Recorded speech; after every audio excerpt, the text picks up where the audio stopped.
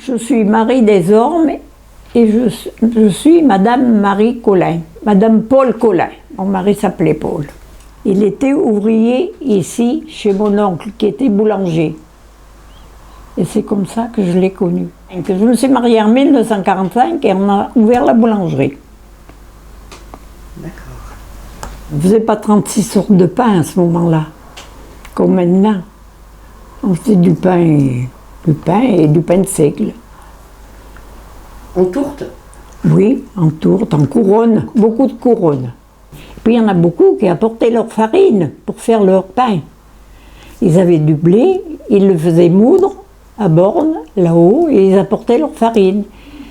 Et on leur faisait leur pain. On leur prenait tant du kilo. 100 kilos de farine, je crois qu'on leur donnait 120 kilos de pain.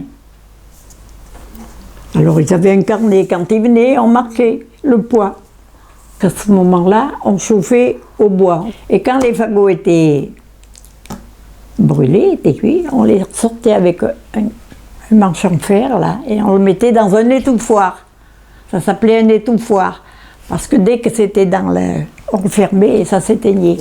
Et on prenait ça pour chauffer les chauffe-pieds.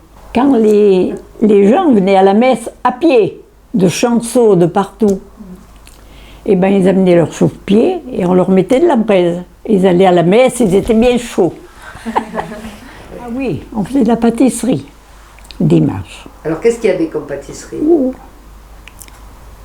Des choux chantilly, des éclairs au chocolat, des éclairs à la vanille, des millefeuilles, on faisait beaucoup de millefeuilles.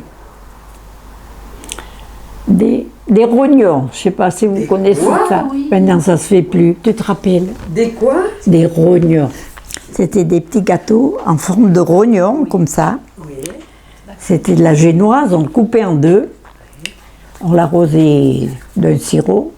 Et puis après, on y mettait une crème pralinée dedans. Et on les trempait, le dessus, sur du glaçage. Qu'est-ce qu'il y avait comme autre commerce dans Polignac? Oh, il y avait l'épicerie, il y avait la mercerie, il y avait le bureau de tabac, puis il y avait les cafés. Des cafés, il y en a eu. À un moment donné, il y en avait 1, 2, 3, 4. Est-ce qu'il y avait des cafés où on dansait? Ah oui. T'en rappelles pas, toi? T'es pas née? Et là, mes grands-parents, là-haut, tous les dimanches après-midi, ça dansait. La valse, la polka, la java. C'était des balles bien intéressants, c'est pas comme... La bourrée? Ah oui, la bourrée aussi. Ah oui. Il y avait des bons danseurs de bourrée. Est-ce que les femmes Ah allaient oui. dans ces cafés danser? Oui, Oui. Le dimanche après-midi, donc. oui. Ou bien quand ça n'était pas dans les cafés, pendant la guerre, c'était dans les granges, dans les villages. On faisait les balles dans les granges. Et on allait danser dans les granges. À Margnac, à Chambérac, à Billac. C'était interdit, ça. Et c'était interdit, mais on faisait quand même. Les balles clandestins, quoi. Eh oui. Mon frère jouait de la batterie, Antonin. Mon oncle jouait de l'accordéon. C'était l'orchestre Boum Boum. Boum boum. Oui. Boum Boum, c'était écrit sur le... Boum Boum. La vole, la rousette, à la vole, maille l'oreille, son père me la balle, la sagnaille encore maille. Eh ben, voilà. Ah, j'ai des cahiers, hein. Ouais. J'ai des cahiers. Alors, de temps en temps, je les sors. Mais Et alors, vous voulez pas aller le chercher, là? je sais même pas où ils sont. Aussi, je sais peut-être bien. Attends. Non, laissez faire, je vous la mets. Tenez, mangez un chocolat en attendant. Cahier de chansons appartenant à Augustine Fayolle de Polignac, année 1923. Pierre a 20 ans, je vais en avoir 16, bonne maman, je veux me marier. Te marier, et songes-tu Thérèse, tous les maris ne sont bons qu'à nier. 8 jours avant le mariage, ils sont polis, ils sont galants, tendres, soumis et prévenants. Mais après, ce sont des diables. Des diables noirs et malfaisants, toujours grognons, jamais contents.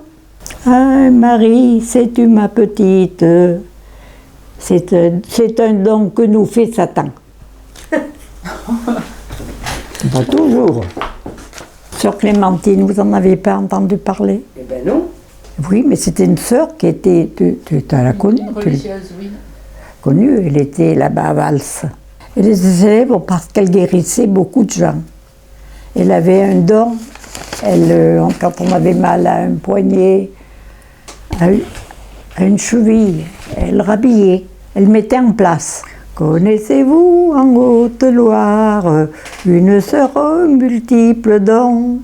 Elle est la joie, elle est la gloire de toute la population. Soit que votre foi vous taquine, n'hésitez pas un seul instant. Rendez-vous chez sœur Clémentine, vous en repartirez content.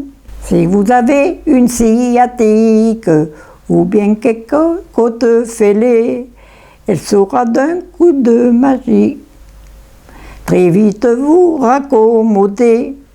Voilà. Ou bien elle faisait la sage-femme aussi, elle en a accouché des bébés. Elle était au monastier là-haut. Et puis après, elle s'est occupée des mémés après.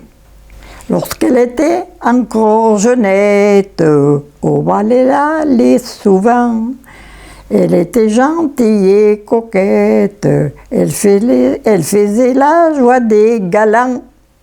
Ah, Eh ben oui, elle était jeune aussi, après elle s'est faite sœur. Mais avant, elle allait au bal. C'est trop vieux tout ça. moi je pense qu'on vous a bien embêté. Non, au Donc contraire. ça vous a fait remonter à la surface. Oui, mais moi j'aime bien discuter, j'aime bien les gens. Ça va vous remettre les souvenirs en route. Et il faudra on que reviendra vous les voir. reviennent Oui, oui, on reviendrait quand vous voudrez. pour une deuxième séance.